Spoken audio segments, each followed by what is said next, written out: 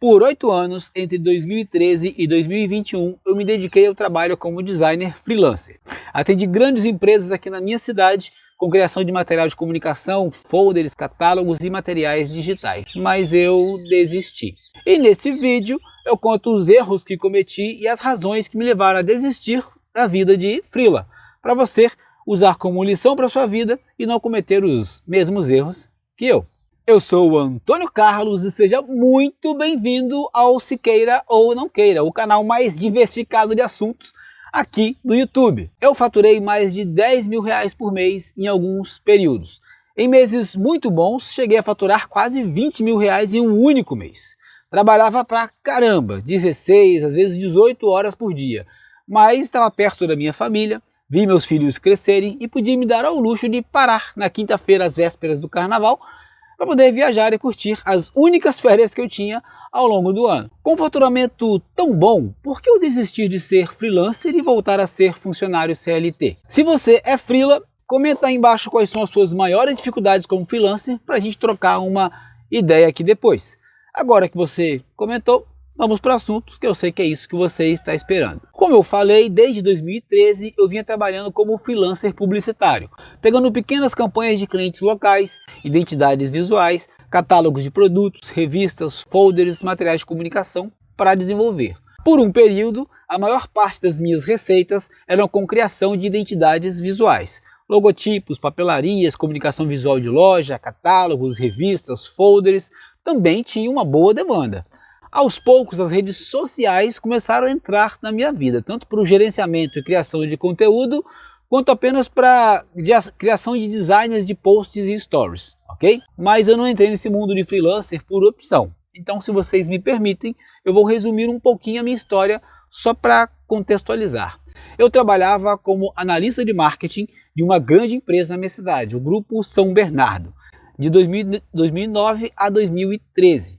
E aí eu saí para ser gerente de marketing de uma empresa em outra cidade, mas o trabalho não fluiu, não deu certo, e eu voltei para Colatina. Passei por vários processos de seleção e entrevistas na minha volta, mas quando chegava na questão do salário, a negociação parava. Eu era aprovado nos processos de seleção, mas a proposta de salário das empresas era muito baixa e eu optava por buscar uma outra vaga. Para não deixar a história muito longa, então, eu resolvi assumir definitivamente a minha vida de freela em tempo integral. O começo foi bem difícil. Os clientes de freela que eu tinha antes de sair da cidade, eu perdi. Foram assumidos por outros freelancers, é claro. Então eu tive que recomeçar. Nos primeiros meses, o meu pai me ajudou com as despesas de casa. Depois de uns 3, 4 meses, as coisas começaram a melhorar. Eu já estava ganhando o equivalente ao que eu ganhava CLT. O volume de serviços foi aumentando rapidamente, clientes de todos os tamanhos começaram a aparecer e eu estava finalmente ganhando dinheiro. O tempo bom, gente. Por alguns anos eu vivi o paraíso. Nossa, era muito bom. Eu trabalhava dentro de casa, atendia vários clientes de diversos tamanhos, tinha uma remuneração muito melhor do que na minha época de CLT, podia emendar feriados, fazer viagens para a capital nos fins de semana com a minha família, mas aí eu comecei a cometer alguns erros, e é sobre eles que nós vamos falar agora.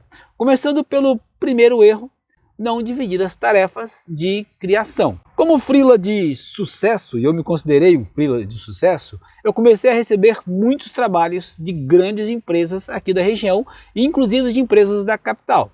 Construtoras, atacadistas, empresas de TI. Eu até tentei contratar uns outros profissionais para ajudar, mas quando o serviço chegava, eu não gostava e precisava refazer muita coisa. Chegava no final do mês, os caras que eu tinha contratado não estavam produzindo nem para pagar o que tinha combinado para eles. Então eu resolvi voltar a fazer tudo sozinho. Com a demanda alta e braço a menos na criação, eu comecei, é claro, a atrasar as entregas. Não cumprir prazos com os meus clientes. Como tinha que fazer tudo correndo, começou também a cair a qualidade do meu serviço. Como consequência, os clientes perceberam essa queda de qualidade e comecei a perder clientes grandes.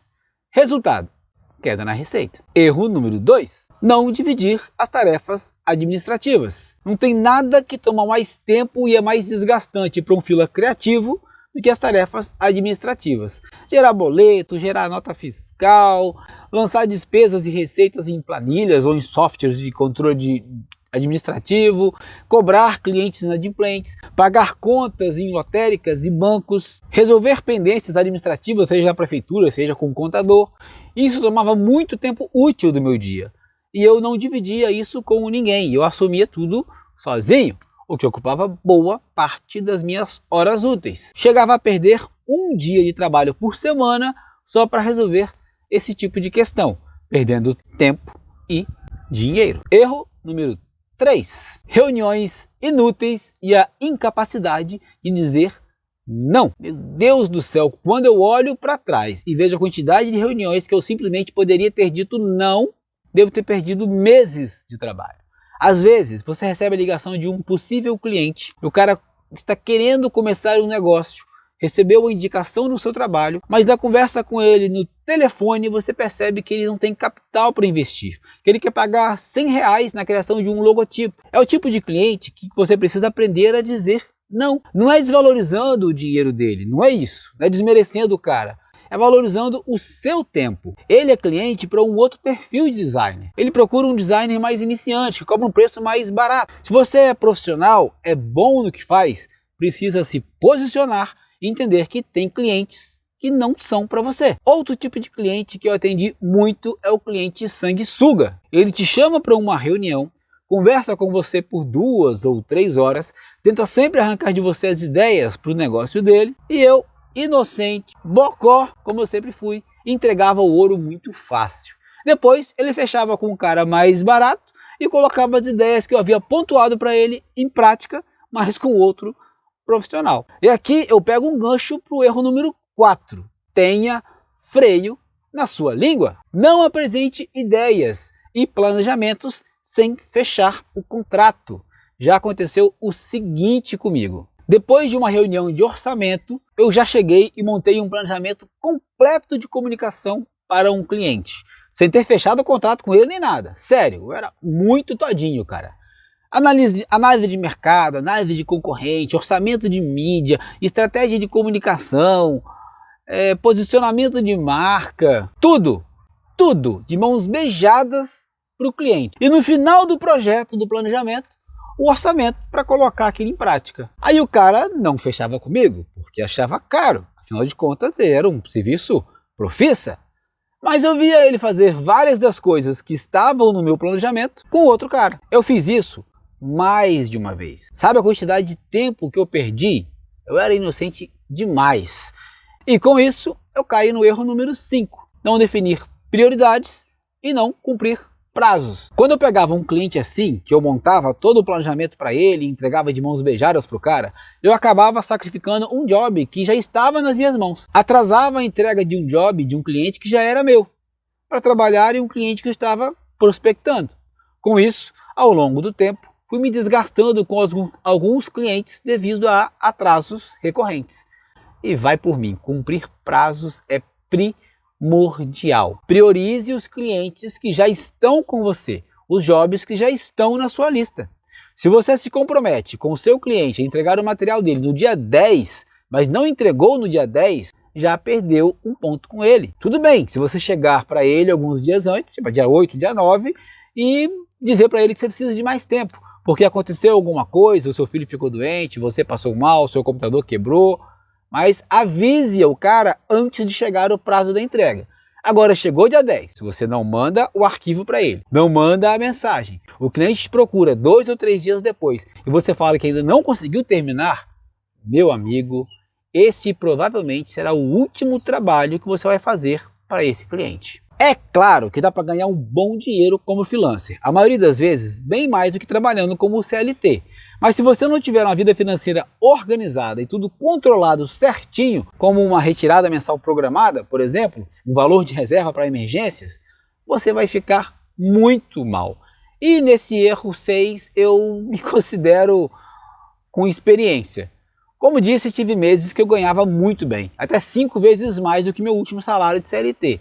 Mas também tinha meses que eu ganhava mais ou menos, principalmente porque eu não gostava de receber o serviço antes de entregar. Nada, eu não recebia nada antes de entregar, sempre recebia depois. o que também é um grande erro. Aí eu tinha um outro problema. Quando eu pegava um trabalho muito grande e complexo, que demorasse 3, 4, até 5 meses para finalizar, como um grande catálogo de produtos, por exemplo, era o prazo que a minha receita caía, porque eu dividia o meu tempo com os outros jobs para dar conta daquele job específico e não conseguia pegar mais nada. Então, eu passava naqueles meses um pouco mais apertado. Quando eu recebia aquela bolada do serviço grande, às vezes ainda parcelado, eu tinha me enrolado nos meses anteriores. Ou simplesmente eu acabava esbanjando e torrando aquela grana sem saber para onde ela ia. Esses altos e baixos de receita estavam acabando comigo, porque sem uma organização financeira eu não sabia para onde ia o meu dinheiro. Mas antes de ir para o próximo erro, tem um erro que você não pode cometer. Não saia desse vídeo sem se inscrever.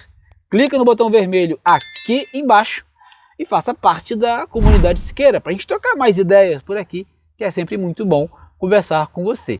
Agora vamos para o erro número 7. 8 anos trabalhando como freelancer me causaram um problema. Como eu sou muito caseiro, não sou de sair de casa, não costumo frequentar festas e eventos, o meu círculo de amizades foi diminuindo e diminuindo bastante. Para completar, com o tempo, fui mantendo uma carteira de clientes fixos, que tinha um lado bom, uma renda fixa todo mês, mas também um lado ruim. Eu me escondia do mercado e não trazia novos clientes. A minha rede de networking foi caindo cada vez mais e com a pandemia isso fez muita falta.